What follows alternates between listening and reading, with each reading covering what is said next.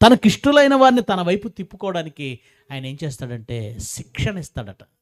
శిక్షణ ఎలా ఉంటుందో తెలుసా? శిక్షణ వ్యాధి చేత మంచం ఎక్కిస్తాడు, ఎముకలలో ఎడతెగని నొప్పులు కలిగిస్తాడు. అప్పుడు మనకు శిక్షణ ఏంటంటే, శిక్ష కాదండి, అది శిక్ష కాదు. శిక్ష అని ఎవరు అనకండి, అది శిక్షణ. శిక్ష కాదు, శిక్షణ. ఎందుకు? అది ఎలా శిక్షణ అవుతుంది? ఏమని జాగ్రత్తగా వినాలి. మన ఒంట్లో ఆరోగ్యం ఉందనుకోండి, నా ఒంట్లో సత్తు ఉంది, ఆరోగ్యం ఉంది, ఎముకలలో మూలుగా బలిసి ఉంది, యవ్వన బలం ఉంది, నేను ఎవరి మాట వింటానండి? ఎవరి మాట విన్న? ఈరోజు యూత్ను చూడండి, యవనస్తులను చూడండి, తల్లిదండ్రులు చెప్పినా వినరు, ఊరి పెద్దలు చెప్పినా వినరు, సేవకుడు చెప్పినా వినరు, వాక్యం చెప్పినా వినరు. పైగా ఏమంటారు తెలుసా? ఇప్పుడు కాదు, టైం ఉంది, బాప్తిజం తీసుకోరండి, ఇప్పుడు కాదు, టైం ఉంది అంటాడు. ఇప్పుడు ఏం చేయాలంటే లైఫ్ ఎంజాయ్ చేయాలి. నీ ఎముకలలో బలం ఉంటే నువ్వు మాటేనవు కదా.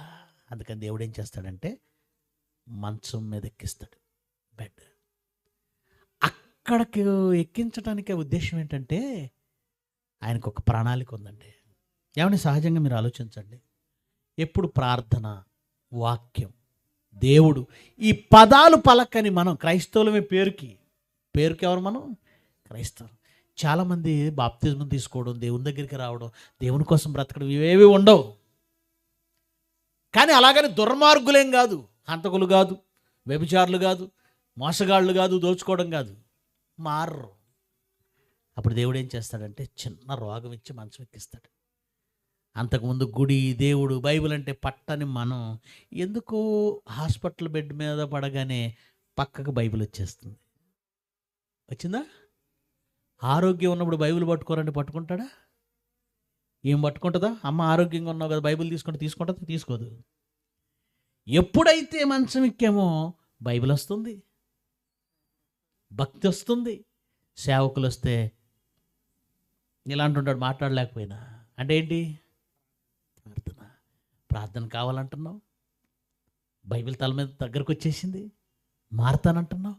అంటే మన శరీరంలో శక్తి, బలం ఉంటే మనం మాటేనమనుకుంటే దేవుడు ఏం చేస్తాడు? శిక్షణనిస్తాడు. అది ఎవరికైనా. ఇంకో మాట చెప్తాను, నువ్వు మారవనుకుంటే, నువ్వు మారవని దేవుడు డిసైడ్ అయితే, నువ్వు మూర్ఖతలోకి వెళితే చాలా ఆరోగ్యంగా ఉంటావు. గుర్తుపెట్టుకో. ఆరోగ్యంగా ఉన్న వాళ్ళందరూ పొంగిపోకండి, జబ్బు వచ్చిన వాళ్ళందరూ కుంగిపోకండి. ఆరోగ్యంగా ఉన్నవాడు ఏమనుకుంటాడు తెలుసా? నేను గొప్పవాడిని, దేవుడు నాకు ఆరోగ్యం ఇచ్చేసాడు. కొన్నిసార్లు ఎంత దుర్మార్గంగా బ్రతికిన కష్టాలు ఎవరండి, కన్నీళ్ళు ఎవరండి, హ్యాపీగా ఉంటారండి, ఆరోగ్యంగా ఉంటారండి. వాడు ఎటు నరకానికి డిసైడ్ అయిపోయాడు కనుక దేవుడు వాడికి శిక్షణ ఇవ్వడు. వాళ్ళు ఎలా గడుపుతారట? యోబు గ్రంథము 21వ అధ్యాయము 13. మీరు ఎలా అనుకుంటారంటే రోగం వచ్చినోడు ఏంటో దుర్మార్గుడైనట్టు, ఆరోగ్యంతో ఉన్నవాడు గొప్పవాడైనట్టు మీరు ఫీల్ అవుతారు కదా. మనకు జబ్బు రాకపోతే మనం ఎంత గొప్పగా ఫీల్ అవుతాం. ఎవరికైనా చిన్న జబ్బు వస్తే ఏమిటి జబ్బు వచ్చినోళ్ళు ఏదో పాపం చేసేసినట్టు, జబ్బు చేయనోళ్ళు ఏదో గొప్పవాళ్ళు అయినట్టు ఫీల్ అవుతాం కదా. తప్పది. దేవుడు జబ్బు ఎవరికి ఇస్తాడంటే, దేవుడు రోగం ఎవరికి ఇస్తాడంటే తాను ప్రేమించిన వాళ్ళని శిక్షణనిచ్చి, శిక్ష కాదు, శిక్షణనిచ్చి మార్చుకుంటాడు. యోబుకి అనారోగ్యం ఇచ్చాడు. తెలుసుగా మీకు? యోబుకి అనారోగ్యం.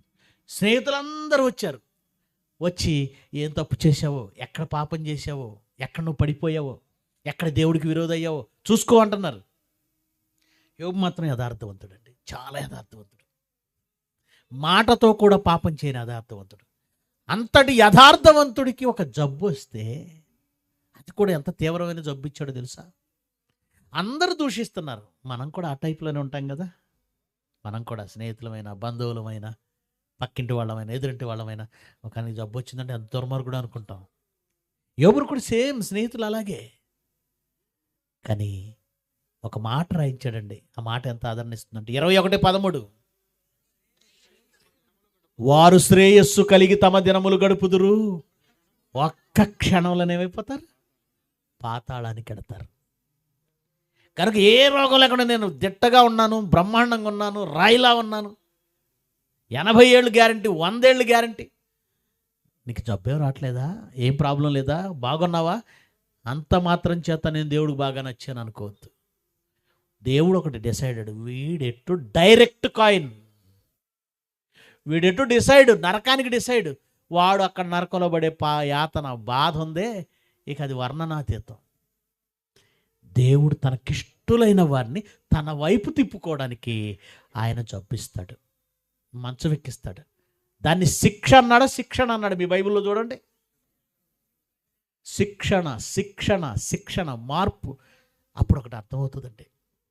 అప్పుడప్పుడు అనారోగ్యం వచ్చినప్పుడు కొన్ని సందర్భాలు నేను కూడా అనుభవించానండి. శరీరంలో పూర్తిగా బలం పోయినప్పుడు అసలు మనం నథింగ్, ఏమి చేయలేం, మన వల్ల ఏమి కాదు. అప్పుడు నేను ఒట్టి అశక్తుణ్ణి, నేను నామమాత్రం, నా వలన ఇంకేమి జరగదు, నేనేమి చేయలేను. మరణశయ్య పైకి వెళ్ళిన వాడికి ఆలోచన ఇదే వస్తుంది. ఇంకొకరి సహాయం, లేవడానికి సహాయం కావాలి, నడవడానికి సహాయం కావాలి. మన పని మనం చేసుకోలేం. అప్పుడు అర్థమవుతుంది దేవుడిచ్చినటువంటి శక్తి ఏంటో, బలం ఏంటో.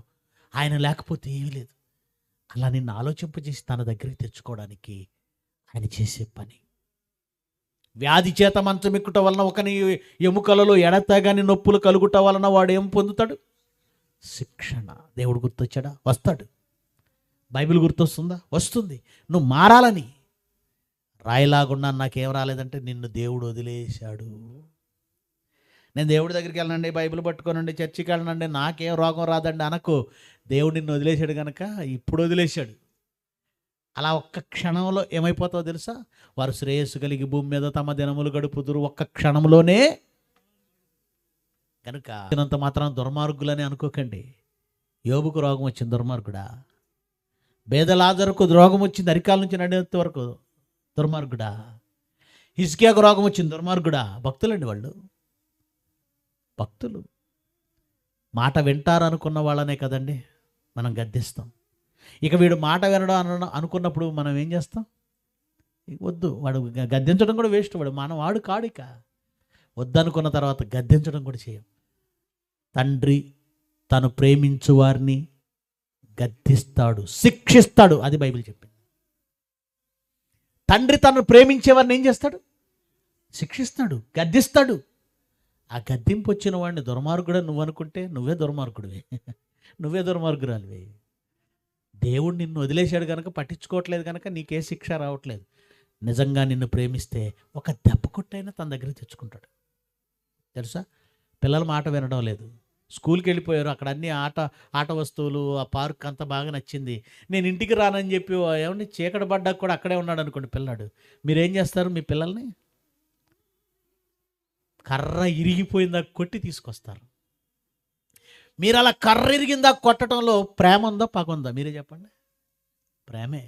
వాడిని కొట్టడంలో కూడా ప్రేమే. మీ బిడ్డ గనక, మీతో ఉండాలి గనక కొట్టి తెచ్చుకున్నారు. దేవుడు కూడా తను ప్రేమించే పిల్లలను శిక్షిస్తాడు, గద్దిస్తాడు, తన మార్గంలోకి తెచ్చుకుంటాడు. వాడెవడో చెడిపోతున్నాడు, అది ఇష్టం సార్, అక్కడ కూర్చొని గంజాయి తాగుతున్నాడు, నీ బిడ్డ కాదు, నువ్వేం చేస్తావు? వీడెవడో చెడిపోతున్నాడు, పోనీ ఎవడేం చేస్తాడు? ఇలా తల్లిదండ్రులు ఏమయ్యారు అంటావా? అంతకు మించి ఏమైనా చేస్తావా? ఏం చెయ్యం. మన పిల్లాడు కాదు కనుక వదిలేస్తాం, మనకు సంబంధం లేదు. దేవుడు సంబంధం లేదని వదిలేసిన వాళ్ళే భూమి మీద శ్రేయస్సు కలిగి బ్రతుకుతుంటారు. గుర్తుపెట్టుకోండి. ఆయన ప్రేమించిన ప్రతి వాడిని గద్దిస్తాడు. హెబ్రీ పత్రిక 12వ అధ్యాయము 7వ వచనం. హెబ్రీ పత్రిక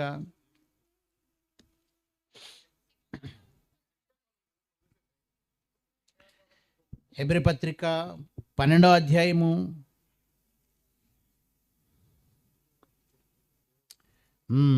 7-8 వచనాలు. శిక్షాఫలము పొందుటకై మీరు సహించుచున్నారు, దేవుడు కుమారులుగా మిమ్మల్ని చూస్తున్నాడు. తండ్రి శిక్షింపని కుమారుడెవడు? కుమారులైన వారందరూ శిక్షలో పాలు పొందుతున్నారు కదా. తను ప్రేమించిన వారిని దేవుడు ఏం చేస్తున్నాడు? తను ప్రేమించిన వారిని ఆయన గద్దిస్తాడు, శిక్షిస్తాడు, తన మార్గంలో తెచ్చుకుంటాడు. కనుక మరణశయ్య పైకి వెళ్ళామని కంగారు పడకండి. మీరు దేవుడికి మాట ఇవ్వండి.